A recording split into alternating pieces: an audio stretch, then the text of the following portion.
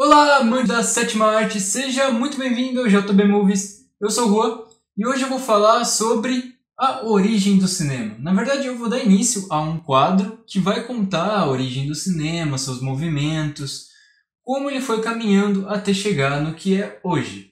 Esse é o primeiro episódio, então eu vou abordar qual foi a primeira exibição cinematográfica e qual foi o caminho traçado para chegar até lá. E para começar a falar sobre a origem do cinema, primeiro é importante ter total ciência sobre o que significa cinema. A arte do cinema não é nada mais nada menos que a ilusão de movimento criada pela sucessão de quadros ou sucessão de fotos passadas rapidamente. Lógico, com o acréscimo do som também que nos ajuda a contar uma história.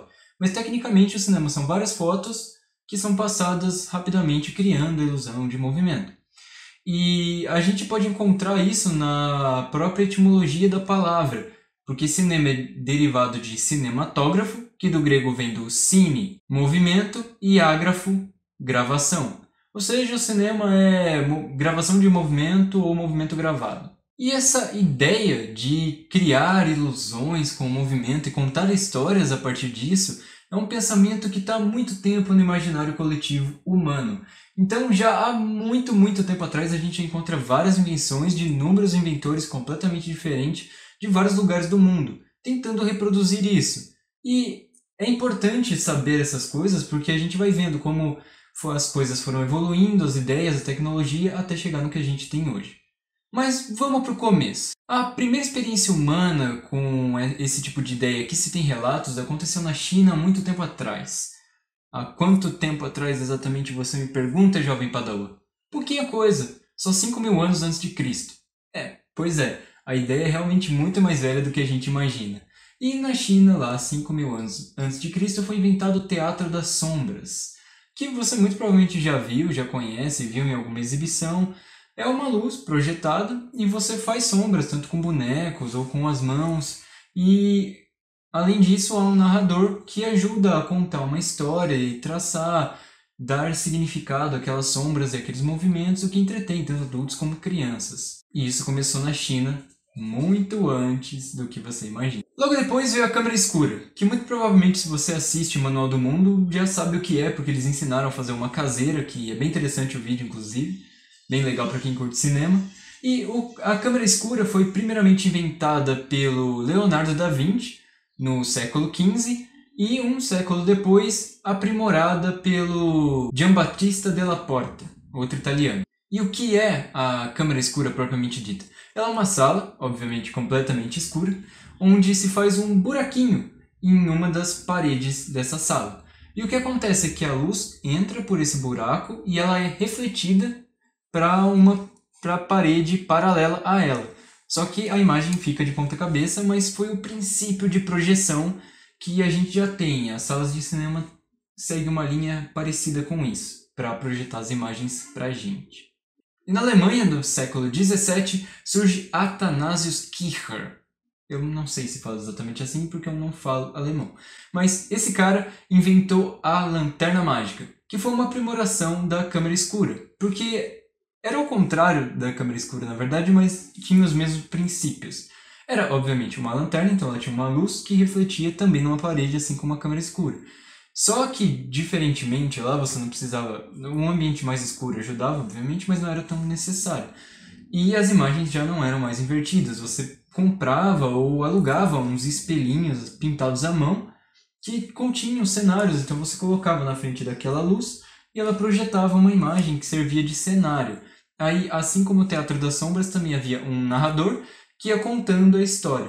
Como eu nunca vi um roteiro propriamente dito, e às vezes você alugava, como se fosse na locadora mesmo, você ia lá e pegava um determinado kit de vidros e ia projetando eles. Era realmente parecido com as locadoras de hoje, só que de um jeito diferente.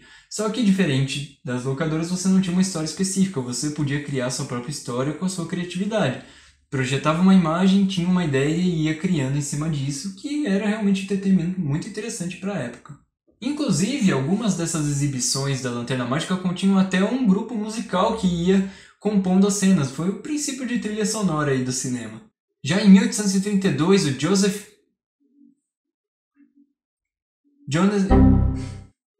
Joseph Antoine Plateau criou o fenacistoscópio. Fenacistoscópio.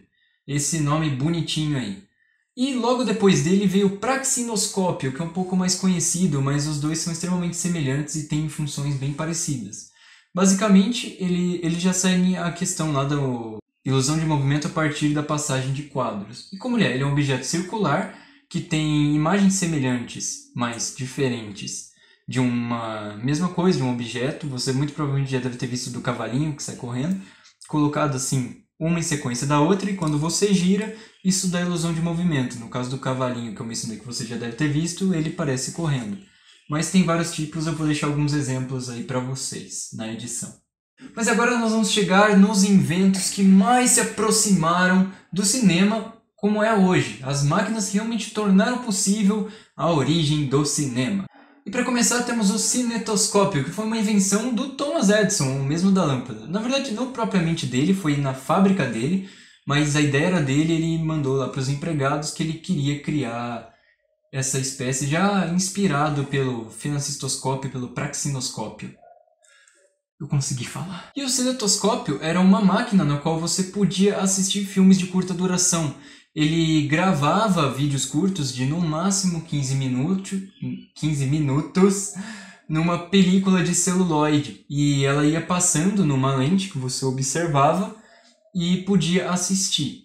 Mas o que as pessoas assistiam no cinetoscópio ainda não era nada semelhante com os filmes ou curta-metragens que temos hoje.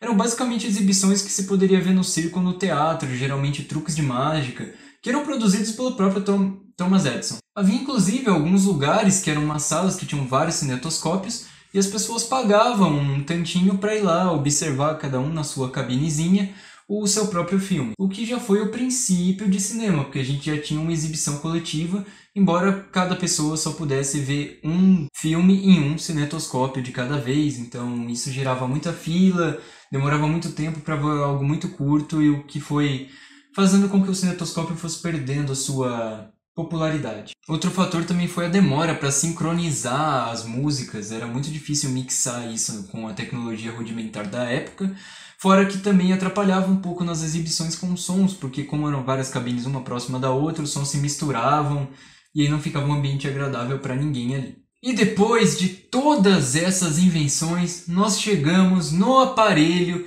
no verdadeiro responsável pela origem do cinema, o cinematógrafo, que foi uma readaptação do cinetoscópio inventado pelos irmãos franceses Auguste e Louis Lumière. Já com medo de receber algum tipo de processo por direitos autorais no cinetoscópio, eles tiveram que fazer algumas alterações, principalmente nos fotogramas, assim, para que não desse problema para eles.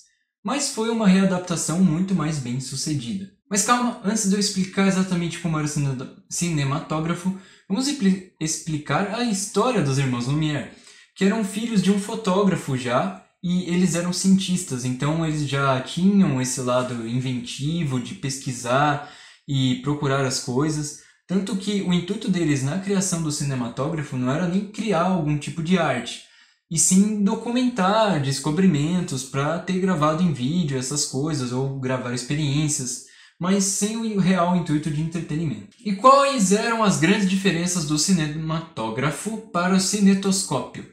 Bom, o cinematógrafo ele era capaz de gravar e projetar as imagens. E como ele era leve e até bem portátil para a época, isso facilitava e agilizava muito o processo, que fez com que ele se tornasse popular mais facilmente. Porque você podia levar para qualquer lugar, filmar o que você quisesse e ao mesmo tempo você já poderia projetar. Não só para uma pessoa, como era o cinetoscópio, que você tinha que ir lá na lente, olhar assim um por um. O cinematógrafo você projetava numa parede e várias pessoas poderiam ver. Outra coisa importante de se frisar sobre o cinematógrafo é que ele não filmava como as câmeras de hoje, isso é um pouco óbvio. Além dele ser apenas monocromático, ele filmava em 16 fps. Enquanto as câmeras de hoje de cinema geralmente filmam em 28 fps. Lógico que isso pode mudar, às vezes você quer fazer uma câmera lenta, você acrescenta mais quadros, mas a média é essa. Mas você que não entendeu nada agora me pergunta o que raios é FPS. Bom, FPS é basicamente fotos ou quadros por segundo. Porque como eu mencionei no início do vídeo, o cinema é a sucessão de imagens passadas rapidamente, o que dá a ilusão de movimento. Porque isso é um vídeo. São várias fotos que parecem movimento. Então, uma câmera atual de cinema fotografa 28 fotos em apenas 1 segundo. O cinematógrafo tirava 16 e a passagem desses planos dava a ilusão de movimento. Não como hoje, era um pouquinho limitado. Tanto que às vezes se desse uma pequena travada, a gente já tinha alguns erros de movimento que acontecia algo mais ou menos assim. Entendeu? Pulava uma coisinha por ele filmar em menos quadros. Mas desde 1929 até os dias de hoje, a média é 28 quadros para o cinema. E agora que você já aprendeu sobre o aparelho que tornou a invenção do cinema possível, vamos falar sobre a primeira exibição de fato que aconteceu no exato dia 28 de dezembro de 1895, no Salão Grand Café em Paris, realizado pelos próprios irmãos Lumière, cobrando ingresso de apenas R$1 na época. E o que foi exibido, você me pergunta? Foram exibidos alguns curta-metragens que eles mesmos gravaram, mas nenhum com história. Eram coisas do cotidiano. Homens saindo do trabalho, o trem chegando à estação. Inclusive, o trem chegando à estação de Ciotat virou realmente quase um emblema cult do cinema, porque há um boato muito famoso de que, como as pessoas não estavam habituadas àquilo, aquela projeção gigantesca na frente delas, quando elas viram o trem vindo, elas saíram correndo para o fundo da sala com medo de serem atropeladas, já que elas nunca tinham visto nada como isso antes. Eu não sei exatamente se isso é real, na verdade ninguém sabe, esse é um boato, não tem nada que confirme, nenhum documento que possa provar isso, mas é um boato muito famoso que circula há muitos anos. Então, já apresentado tudo, a máquina, a exibição, você deve estar pensando, então os dois irmãos Lumière foram os verdadeiros pais do cinema? E eu digo que não. E por que não, você me pergunta novamente, jovem padawan? E eu respondo. É muito simples. Os irmãos Lumière, quando criaram o cinematógrafo, como já mencionado, tinham apenas o intuito de gravar as coisas como forma documental, para gravar experiências, fazer relatos, talvez entrevistas. O cinema é arte. O que eles faziam não era arte, eles não tinham essa ideia de entretenimento. E aí você deve estar pensando, mas então será que existe um verdadeiro pai para o cinema? Alguém que pegou o cinematógrafo e deu uma outra função além de só gravar coisas cotidianas e transformou aquilo em arte de verdade? E eu te digo que não só existe um pai, como também existe uma mãe para o cinema artístico. Mas isso é assunto para o outro vídeo, então se você gostou e quer ver mais, deixa um like para me ajudar na divulgação, compartilhe com os amigos e se você não quer perder o próximo vídeo sobre histórias do cinema, se inscreve no canal e ativa o sininho para receber a notificação assim que ele for postado. Isso é tudo, então até a próxima!